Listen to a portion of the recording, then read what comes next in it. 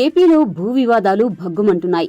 ఒకరి భూమి మరొకరి పేరు మీద ఉండడంతో వివాదాలు చెలరేగుతున్నాయి. జగనన్న భూ సర్వేలో చోటు చేసుకున్న అక్రమాలే ఈ వివాదానికి కారణమంటుంది కూటమి ప్రభుత్వం.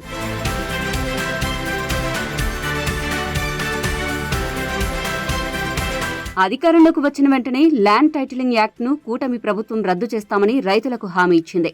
సీఎం చంద్రబాబు రద్దు దస్త్రంపై సంతకం కూడా చేశారు.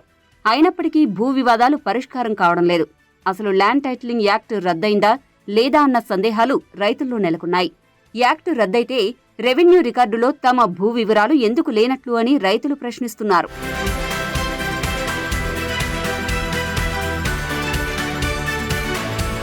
భూ వివాదాలపై ప్రజల నుంచి ఏపీ ప్రభుత్వానికి పెద్ద ఎత్తున ఫిర్యాదులు వస్తున్నాయి.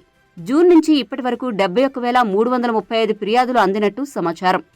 భూ వివాదాలను నిర్ణీత వ్యవధిలో ప్రభుత్వం పరిష్కరించడం లేదు. సాంకేతికపరమైన సమస్యలు అడ్డురావడంతో భూ సమస్యలు పరిష్కారం కావడం లేదని రెవెన్యూ అధికారులు అంటున్నారు.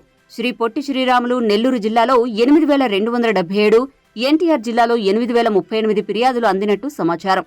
భూ వివాదాలపై డిసెంబర్ 3, 4 తేదీల్లో జిల్లాల కలెక్టర్ల సదస్సు నిర్వహించడానికి ఏపీ ప్రభుత్వం ఇప్పటికే ఏర్పాట్లు చేస్తోంది.